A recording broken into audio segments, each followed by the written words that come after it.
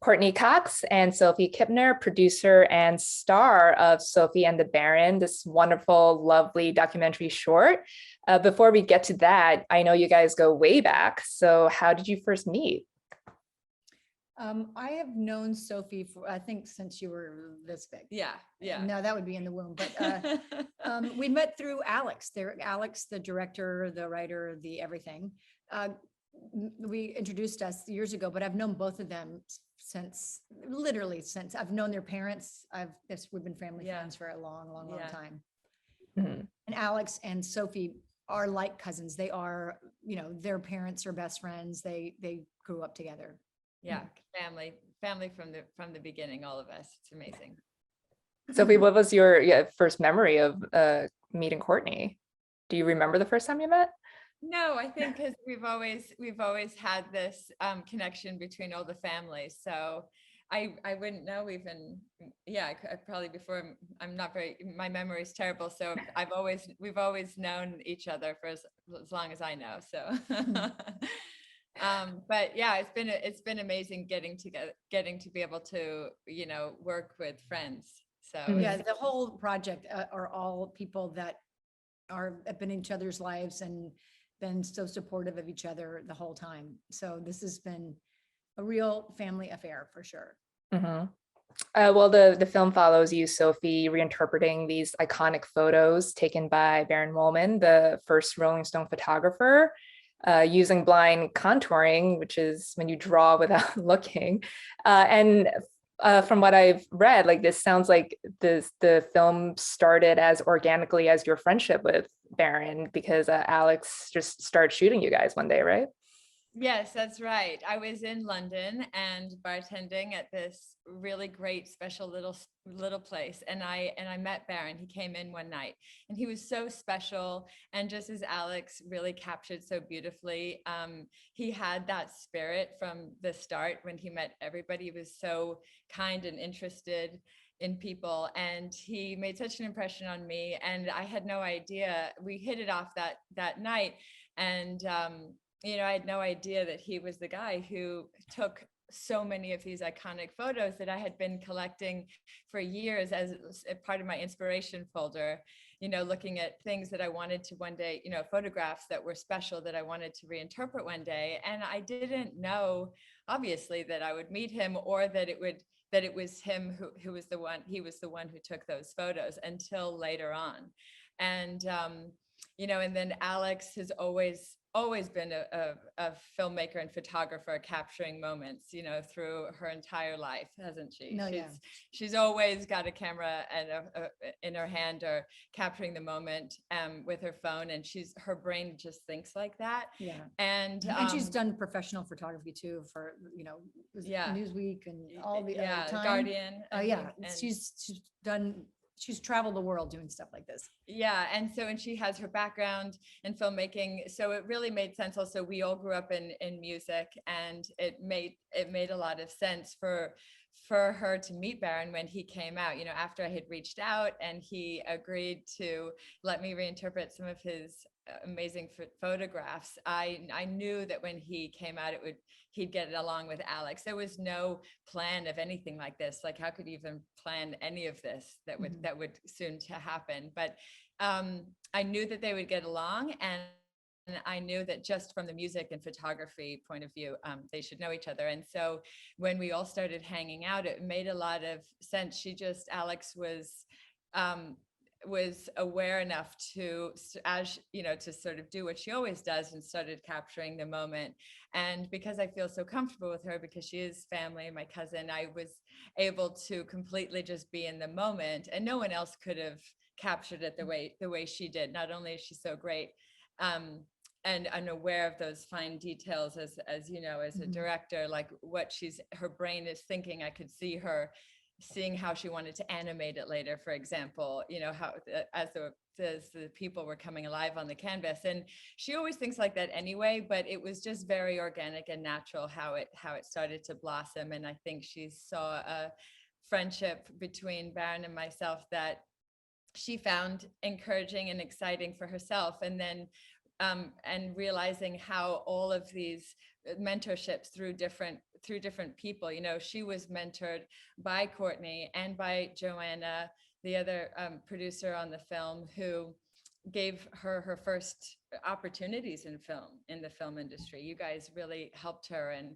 and I think she was able to get the encouragement from Baron and from, I was so happy to have her there and trusted her so much with what she was doing. And so it just made a lot of sense. It was many levels of people supporting each other. Baron and I having our own mentorship, friendship, and then Courteney and Alex, and myself and all of us being friends and mentors with Joanna as well. It was incredible. Mm-hmm. So Courteney, when did you come on board, and when did this blossom into a film? When do you guys decide to make it into a doc short?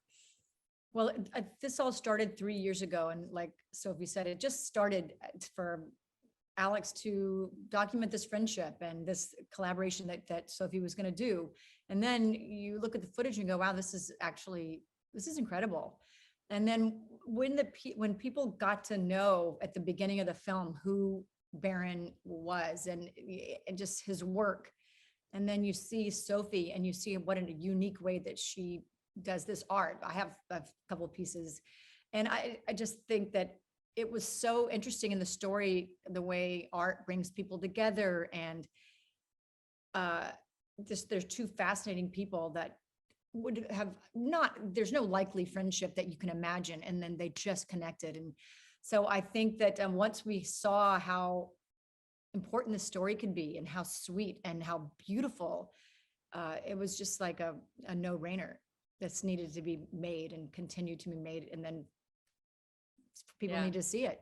It was so cool too, sharing those moments from the beginning. I remember because Courteney was encouraging of me doing my art and doing this process right from the start, and that was another layer of the support that this film is really about. And she was so involved with all the edits, and I remember Courteney was so encouraging of Alex to finish telling this story, and that it was inspiring, just having people believe in you and what that does, an artist needing to hear that sometimes, whatever medium you're in, and talk in really helping, Alex in crafting the overall. Alex also, unlike me, she graduated from USC in film school. She already had a degree. This is something that she, really wanted to do.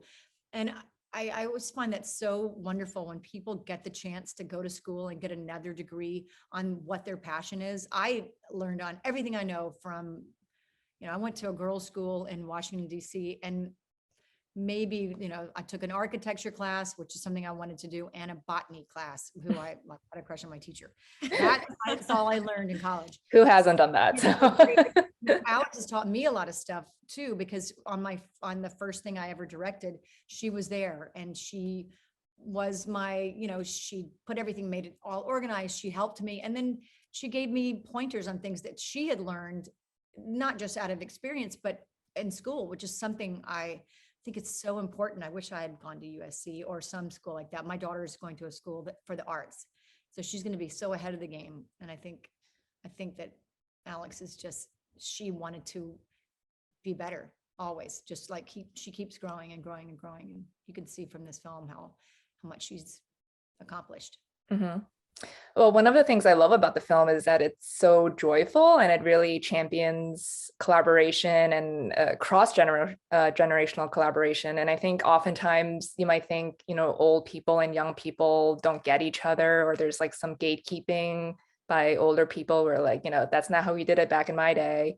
But Baron was so open-minded and so embracing of everything, and Sophie obviously. So yeah. So like, as artists yourselves, like how important was it to get that message out there of encouragement and mutual support between each other? Well, all I know is, I don't know if I love people from another generation. I just, what they can teach you is incredible. And Baron is such unique soul.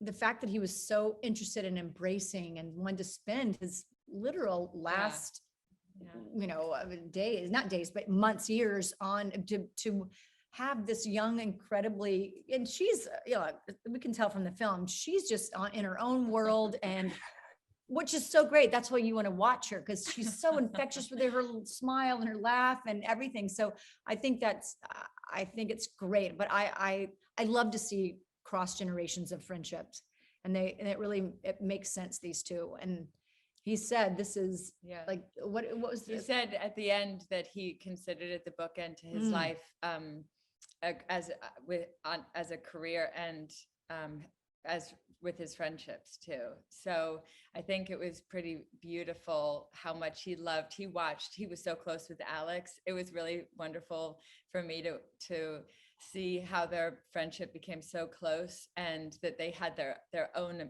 fantastic relationship, and they would talk all the time, and he was so involved with every edit and with Alex until the very last minute, right before he passed away. Alex has never met a stranger. She's the warmest person I've ever met. I've never met somebody who made everybody feel so good. So I can completely see the first time she met Baron that he would just go, well, he was this whirlwind of like, she's just so nice. I think kind and generous. So he loved it. And I think that the fact that she followed through and made something, said she was going to do something, and kept going, with the encouragement of people who have great eyes, like, the fact that an eye for the talent of crafting a film, and I think your support with that, also you being, with film and all of your experience with that, directing, being on both sides of the camera, that's so collaborative by nature, right? And you love music so much. I've never met someone who loves music as much as Courteney does. You feel it in your bones. Courtney's always singing on Instagram. I see them. Okay, I'm playing the piano, I'm singing, but I'm obsessed with music so much. And so I think the fact that he was someone who captured so much of music of that time that we knew about, I know that you loved that. And I think music is so collaborative, just like filmmaking, that I think collaboration is so incredible and needed in so many art forms. And sometimes you get out into the other ones that are less, you don't have to be as collaborative, but being, collaborating is so incredibly important for artists, and feeling that support, and people reaching out and making you feel like you've got something to say, and you'll figure it out along the way just by doing it, and because we all, we're all starting off in different places. And I think the people who have been there and done well, the fact that you're so encouraging of people, you're such a champion for myself and for Alex and the people that you love, and also telling stories that make you feel good. And I think having people like that does give you the confidence to get out there and keep going, even if you keep failing or you haven't exactly found your path. I think you have to just be around the people that make you feel like you can do it. And like you said, like Baron passed away before the film was released, and of ALS. But he was able to see a cut of the film as well. So what was that like, knowing that he was able to see, not the final finished product, but just most of it complete? Yeah, I think Alex would, he saw, he wasn't able to talk, but he was able to text and watch, and he watched it until the very last moment. And it was close. Like, he saw, I think, what was considered, pretty much the final. There were things and tweaks that happened afterwards, I think, but he loved it. And knowing that he supported it so much makes this all feel really extra special. We feel like he's above somewhere, sort of helping pull strings and have this get out there into the world in the way that it has. So, I think it was really important for us to know that he loved it and felt proud of it, and how Alex really documented his legacy in the way that she did. And so that was amazing. And it all kept inspiring us to keep going until it was ready and done. I love the title as well, because it's not Sophie and Baron, it's Sophie and the Baron. It's like he's the only one. So how did you guys land on the title? That's an Alex. Yeah. Yeah, that would be more of a question for her. She can't, it was a great title. And all I remember is her really feeling that conviction the minute she got it. It was like, that's it, right? And I think that, yeah, I'm sure that was it. And also she's very visual. And I remember talking about the placement of the letters and the words and how it just sometimes things even visually make it even more special. Yeah. Sophie and Baron would have been quite as good as Sophie in the way it's done. It's just, I think that Yeah, was- sometimes it's the typography as well. So, well, Courtney, you got finally your long overdue first Emmy nomination last year for producing the Friends reunion special, and now this film is on the Oscar shortlist. What would a nomination for this mean to you? Well, it would just make me really proud of Sophie and Alex. And I mean, obviously, anytime you are recognized for anything, it feels good. But mostly it would just be my joy for them. And it's huge. I mean, God. No, it's crazy. I mean, even the fact that this is on the short list is such an accomplishment that anything past that would be beyond. Yeah. It's incredible. Yeah, it's incredible. For sure. Well, you've also been producing for so long and so many different types of films and shows. Like, what do you look for in a project when you're deciding what to produce? Really just something that I believe in, something that I'm interested in, a subject that I care about or a genre that I care about. And I have a show that we're not a show, but it may be a 3-part series that I'm putting together right now that I'll direct. And it comes from just when the people that are involved in it have the same passion and drive, and you can all be on the same team. I think that's the kind of stuff that I love. And finally, I know Sophie obviously has done blind contouring, and you said you have some pieces from her, but Courtney, have you done blind contouring yourself? I was in London, and the other producer, Joanna, we sat down at a table and tried to blind contour, and it turns out I'm not bad at it. Oh, okay. I did lift my pen, which I forgot. That was a big part of it. That made it make it more difficult, but I'm not going to do it because I know how I would do the shading, and that's kind of one of the most important parts. That's when they all come to life. But yeah, because when you first see it, you're like, Sophie, come on, what the hell are you doing? And then she shades it and the art comes in. I mean, it's all art, but then she makes it, they all just come, they literally leap off the canvas. And so it's really hard, let's put it that way. What did you draw? It's really fun. I drew Joanna and she drew me. Oh, okay. Yeah, they were facing each other. And either I have a whole different perception of myself, or she's No, I think it's great, right? It's a way to get out of your head, no matter what kind of art form is your way of expressing, just some way to get out of your head, I think can be good for anyone. Yeah, but it's like imperfectly perfect. So yeah. But then it turns perfect. Yeah. You just need to get Sophie to shade it in for you. That's all. So yeah, you could give it you could do that co-credit there. Okay, I like it. There you go. All right. Well, it was great speaking with both of you. Thank you so much for your time, and congratulations again on the film. Thank you. Thank you. I'm so Thank glad. you so much. Love it.